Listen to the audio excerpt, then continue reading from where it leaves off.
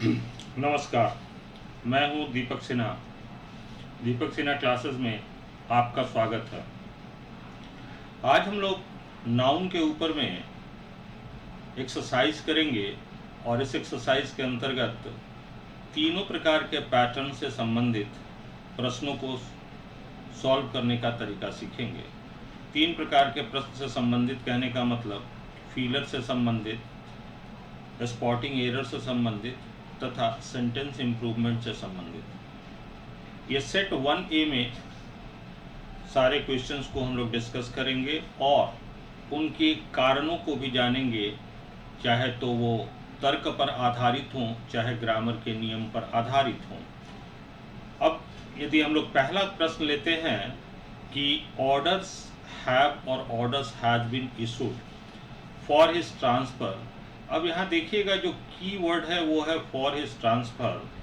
तो for his transfer, his कहने का मतलब हो गया किसी एक व्यक्ति के लिए ये बात की जा रही है, तो एक व्यक्ति के ट्रांसफ़र के लिए एक ही ऑर्डर का प्रयोग किया जाएगा, यानी इसको सिंगुलर की तरह प्रयोग किया जाएगा। और ऑर्डर यदि सिंगुलर हो जाएगा तो इसके साथ सिंगुलर वर्ब का प्रयोग किया जाएगा। ऐसा नहीं है कि ऑर्डर का प्लूरल ऑर्डर्स बनाया नहीं जाता है, ऑर्डर का प्लूरल ऑर्डर्स बनाया जाता है, परंतु दिए गए वाक्य के संदर्भ में एक व्यक्ति के स्थानांतरण की चर्चा की जा रही है और स्थानांतरण के संदर्भ में एक ऑर्डर दिया जाएगा, इसलिए यहाँ पर सिंगुलर नाउन ऑर्डर का प्रयोग किया जाएगा। सो ये क्वेश्चन नंबर 1 था हम लोगों का।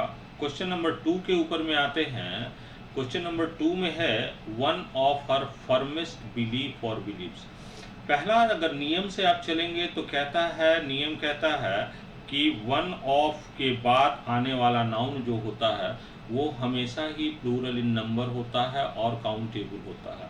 अब एक ट्रिक की बात करते हैं कि ऑफ के बाद यदि ग्रुप ऑफ वर्ड्स हो, जैसे इसमें देखिएगा कि दो शब्दों का समावेश है हर और फर्मेस्ट ग्रुप ऑफ वर्ड हो, तो ऑफ के बाद यदि पूरा ग्रुप ऑफ वर्ड आ रहा है तो फर्मेस्ट एक एडजेक्टिव है, आप समझ सकते हैं ईएसटी लगा है तो सुपरलेटिव डिग्री है, तो इसके बाद एक नाउन की चर्चा की जाएगी, इसके बाद एक नाउन की चर्चा की जाएगी।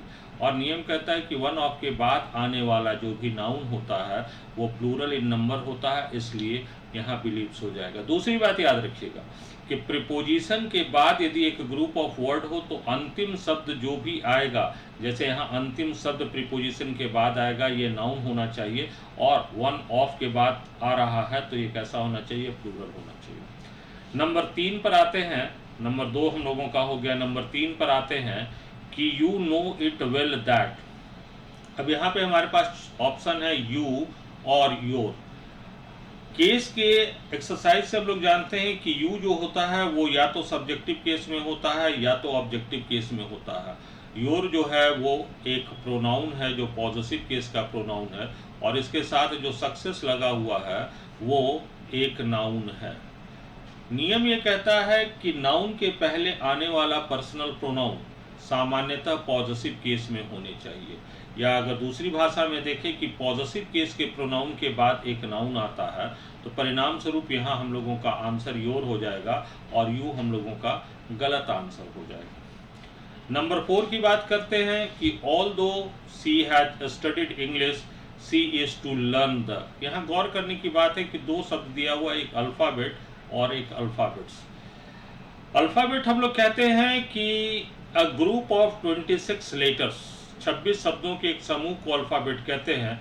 और गौर करने की बात है, कहता है कि सी हैज स्टडीड इंग्लिश, तो जो बंदा इंग्लिश का अध्ययन किया होगा वो अल्फ़ाबेट यानी 26 अक्षरों का तो जरूर अध्ययन किया होगा, तो अल्फ़ाबेट तो होने का संभावना तर्क से होता नहीं है। अल्फ़ाबेट को प्लूरल की तरह यदि यूज करते हैं तो अल्फ़ाबेट का मतलब हो जाता है लिटरेचर, यानी साहित्य हो जाता है, लिटरेचर यानी साहित्य हो जाता है। अर्थात यहाँ पर यदि हम लोग को यूज करना होगा तो अल्फ़ाबेट्स करना होगा, यानी ये सही आंसर होगा और अल्फ़ाबेट्स जो है वो गलत आंसर हो जाएगा। नेक्स्ट है देयर आर 2 स्कोर्स और ए स्कोर ऑफ बुक। स्कोर एक यूनिट होता है। नियम कहता है कि ऑफ के पहले यदि यूनिट आ रहा हो और यूनिट के पहले यदि कोई नंबर लगा हुआ हो तो नंबर के बाद आने वाले यूनिट का प्लूरल नहीं बनाया जाता है। तो इसलिए यहाँ स्कोर्स का प्रयोग नहीं किया जाएगा, स्कोर का प्रयोग किया जाएगा। जैसे फॉर एग्जांपल मैं आपको बताऊं एक बात कि अगर हमें लिखना हो तो हम क्या लिखेंगे, 2 डजन और डजन्स ऑफ एक्स लिखेंगे।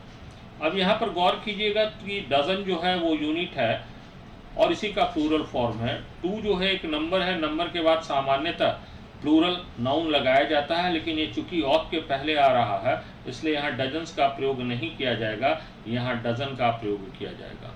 तो नंबर के साथ यदि यूनिट लगा हो और यूनिट के बाद यदि ऑफ लगा हुआ हो तो यूनिट का प्लूरल नहीं बनाते हैं, इसलिए यहाँ सही उत्तर जो हो जाएगा वो हो जाएगा 2 dozens of 2 score of book हो जाएगा। आगे बढ़ते हैं, ऑल द यंग मैन। अब यहाँ पर गौर करने की बात है कि मैन एक सिंगुलर नाउन है, इसके लिए ऑल जो है एडजेक्टिव का काम कर रहा है। ऑल का प्रॉपर्टी कहता है कि ऑल का प्रयोग यदि हम करते हैं, ऑल का प्रयोग करते हैं तो इसके साथ यदि काउंटेबल नाउन लगाते हैं तो यह हमेशा प्लूरल इन नंबर होता है, और अनकाउंटेबल नाउन लगाते हैं तो ये सिंगुलर इन नंबर होता है। तो ऑल के साथ जब मैन लगा हुआ है तो मैन जो है वो अनकाउंटेबल नाउन है, तो यहाँ पर होना क्या चाहिए था, मैन की जगह पर मेन यदि हुआ होता तो ये सही हुआ होता, लेकिन परंतु यहाँ पर मेन नहीं लिखा हुआ है इसलिए ये हो नहीं सकता है। तो दूसरा ऑप्शन जो हो गया यूथ हो जाएगा। यूथ का मतलब नौयुवक हो गया, जवान हो गया, नौजवान हो गया, तो यूथ इसका सही आंसर हो जाएगा। यंग मैन जो है इसके लिए गलत आंसर है। उसके बाद नेक्स्ट आगे बढ़ते हैं, children are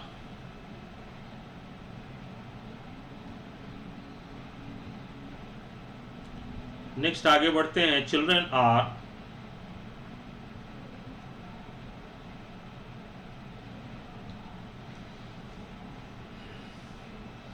children are prone to making mischief. Mischief जो ये शब्द है, मिस्चीफ का मतलब यदि आप देखेंगे तो इसका मतलब होता है शैतानी या दुष्टता, जो कि सामान्यतः एक एब्स्ट्रैक्ट नाउन है। मिस्चीफ एक एब्स्ट्रैक्ट नाउन है और एब्स्ट्रैक्ट नाउन का प्लूरल नहीं बनाया जाता है, इसलिए मिस्चीफ इसका गलत आंसर होगा। सही आंसर मिस्चीफ हो जाएगा।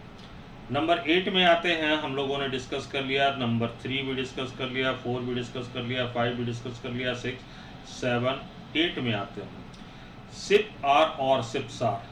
सिप का प्रॉपर्टी होता है कि सिप एक कलेक्टिव नाउन होता है जिसका प्लूरल सामान्यतः नहीं बनाया जाता है, लेकिन इनका प्रयोग जब भी वाक्य में किया जाता है तो प्लूरल की तरह किया जाता है। परिणाम स्वरूप इनके साथ प्लूरल वर्ब लगाई जाती है, तो इसलिए यहाँ सिप आर का प्रयोग किया जाना चाहिए। सिप्स जो है वो गलत है, तो सिप्स आर का प्रयोग नहीं किया जाएगा।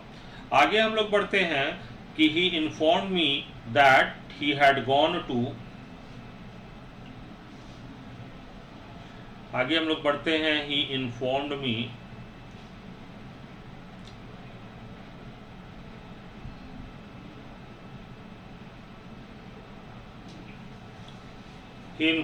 that he had gone to one of the minister's residences। अब यहाँ पर है one of the minister's residences, दूसरा है the residences of one of the ministers। अब यहाँ पर the residence अगर आप यहाँ से मिलाकर चलेगा तो one of the residences of one of the ministers, तो ये चीज़ जो है वो एडिशनल है, जिसको कि व्यवहारिक भाषा में लोग सुपरफ्लुअस कहा करते हैं, तो इसलिए सही आंसर हो जाएगा ministers residence. Residence of the minister जो होगा ये इसका गलत आंसर हो जाएगा। आगे की बात करते हैं, द ओल्ड फर्नीचर और furnitures.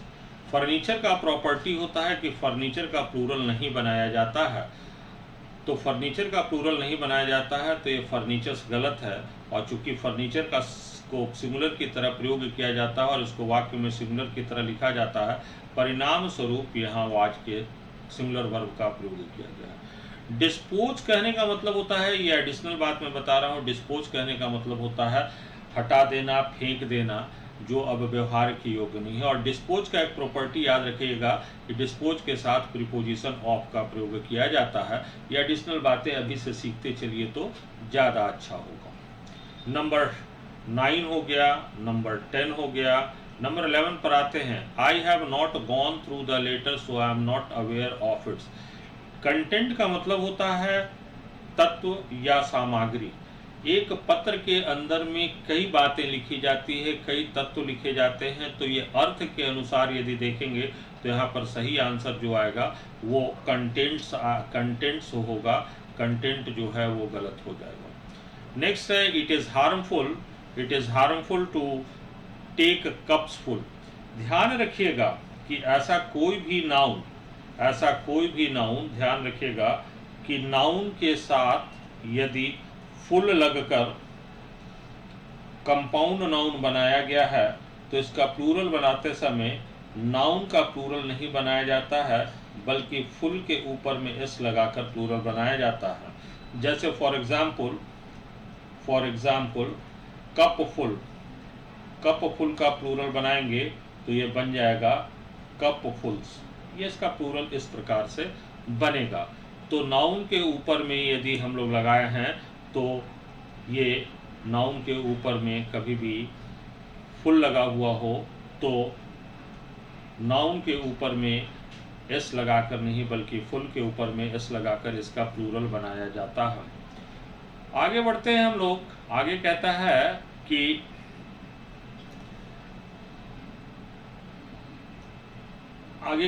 It is harmful to, ये तो हो गया हम लोगों का कप फुल। आगे कहता है I shall not attend the meeting since I have many work and many works. Work का प्रॉपर्टी है कि वर्क का प्रयोग यदि आप काम के लिए करते हैं, वर्क का अर्थ यदि काम निकल रहा हो तो इसका प्लूरल नहीं बनाते हैं।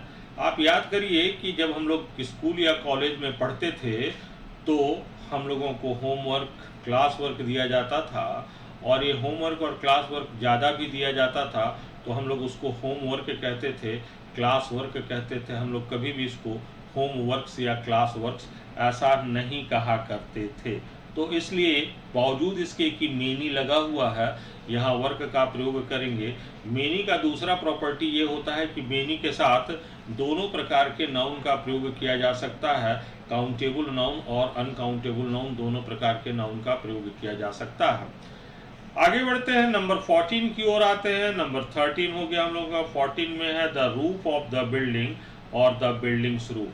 पॉजेसिव केस का एक सिंपल सा तरीका होता है कि पॉजेशन जो होता है वो पर्सन में होता है, पॉजेशन थिंग में नहीं होता है।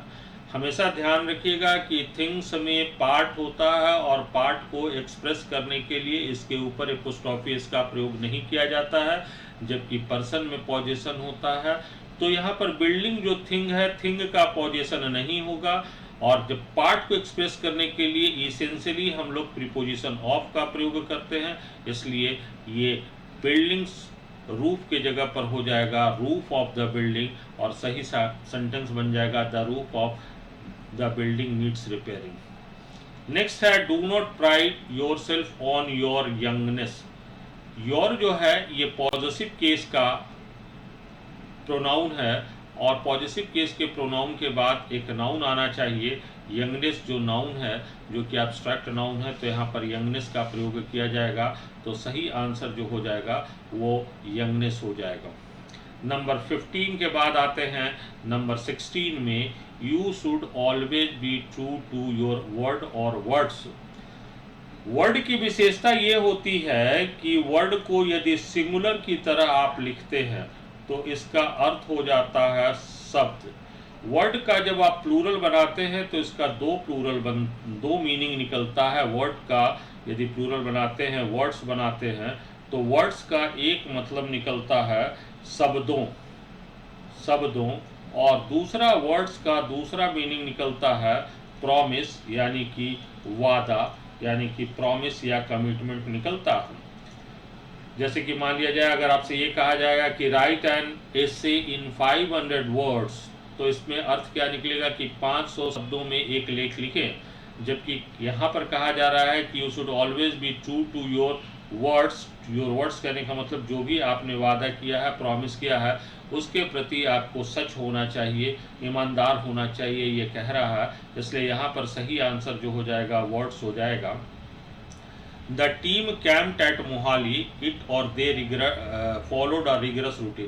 पहली बात तो ये समझिए कि रिगरस का मतलब क्या होता है। रिगरस का मतलब होता है कठिन, कठोर, और रूटीन का मतलब हो गया दिनचर्या।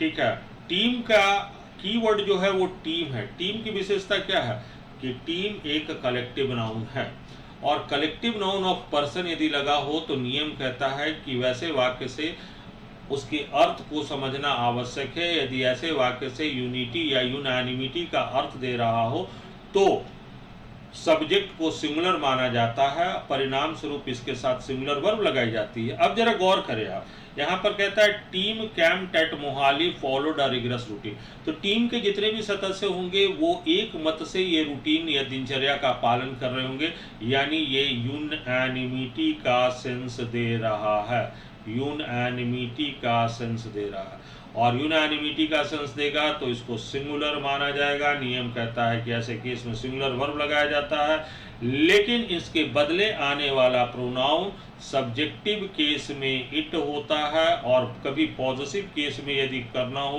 तो इट्स होता है। तो इसलिए इसका सही आंसर जो है वो इट हो जाएगा। It followed a rigorous routine. उसके बाद आगे बढ़ते हैं हम लोग, यहाँ से आगे बढ़ते हैं। I visited John and Mary's house.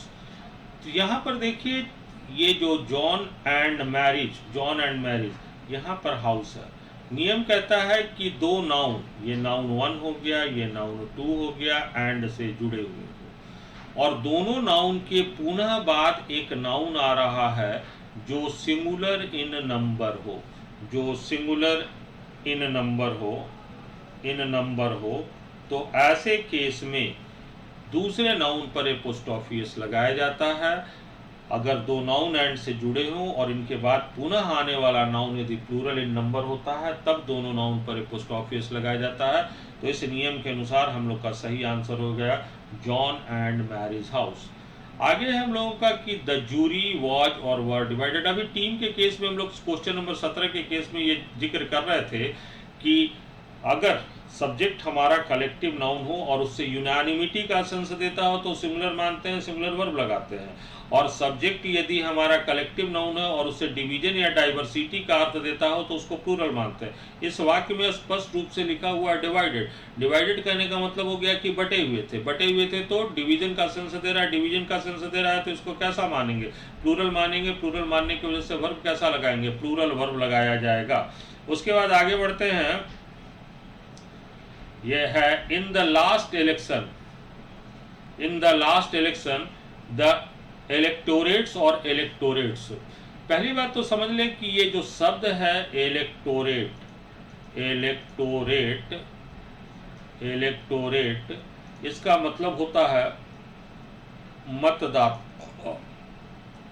इसका मतलब होता है मतदाता, इलेक्टोरेट का मतलब। तो इलेक्टोरेट कहने का मतलब हो गया एक मतदाता, और इलेक्टोरेट्स कहने का मतलब बहुत सारे मतदाता। इलेक्शन में बहुत सारे मतदाता पार्टिसिपेट करते हैं, इसलिए मतदाताओं के लिए प्लूरल फॉर्म में इलेक्टोरेट्स हो जाएगा, और जो नाउन प्लूरल बन जाता है जिसके अंत में जाकर एस लग जाता है, वैसे नाउन का पॉजिटिव केस बनाने के लिए उसके ऊपर में सिर्फ एपोस्ट्रोफी साइन का प्रयोग किया जाता है। आगे आते हैं, I gave him 200 rupee notes. ये तो बड़ा सिंपल सा ट्रिक है। ये 2 जो संख्या है वो इस नाउन के लिए नोट्स लगाया गया है, और इस नोट्स के पहले आने वाला शब्द एडजेक्टिव का तेरा काम करता है, तो ये 100 रुपी हो जाएगा, यानी इसको सिंगुलर लिखना पड़ेगा, और ये हो जाएगा 200 रुपी नोट्स। तो सही आंसर हो जाएगा 200 रुपी नोट्स। आगे है, America's problem are however not so serious and awful as. ये अमेरिका का प्रॉब्लम जिसकी तुलना किया जा रहा है, समानता बताई जा रही है सो और एज से। सो और एज के बाद सो और एज से जब समानता बतलाते हैं तो ये कंजंक्शन की तरह कार्य करता है, और इसके बाद पुनः एक सब्जेक्टिव केस का रूप होगा। चूंकि यहाँ पर अमेरिका के साथ ये पोस्ट ऑफिस लगा है, इसलिए इंडिया के साथ भी ये पोस्ट ऑफिस लगेगा, जो स्वतः ही स्पष्ट कर देगा कि इंडिया के प्रॉब्लम से जुड़ी हुई बातें की जा रही है। यानी कि कहने का मतलब हो गया यहाँ प्रॉब्लम लिखने की आवश्यकता नहीं है। आगे है the cattle has or have been in trouble. These cattles, cattle का प्रॉपर्टी होता है कि ये भी कलेक्टिव नाउन है, ये झुंड में चलने वाले प्राणी हैं। इनका प्रॉपर्टी होता है कि लिखा सिंगुलर की तरह जाता है, माना प्लूरल जाता है। प्लूरल माने जाने के कारण इसके साथ हैव लगाया जाएगा, तो हैज जो है वो गलत आंसर हो जाएगा, तो सही आंसर हो जाएगा हैव। उसके बाद नेक्स्ट है it is not my business to give an advice. Advice का प्रॉपर्टी है कि एडवाइस एक एब्स्ट्रैक्ट नाउन है, एक एब्स्ट्रैक्ट नाउन है, और एब्स्ट्रैक्ट नाउन के पहले सामान्यतः आर्टिकल ए अथवा एन का प्रयोग नहीं किया जाता है, इसलिए सही उत्तर जो हो जाएगा वो एडवाइस हो जाएगा। सो ये थी पहले सेट का एक्सप्लेनेशन हम लोग कर रहे थे, जिसको कि हम उम्मीद करते हैं कि आपको समझ में आ रहा होगा सारी बातें, और आगे फिर हम लोग इसी तरह से दूसरे सेट पर भी एक्सप्लेनेशन करते रहेंगे। धन्यवाद।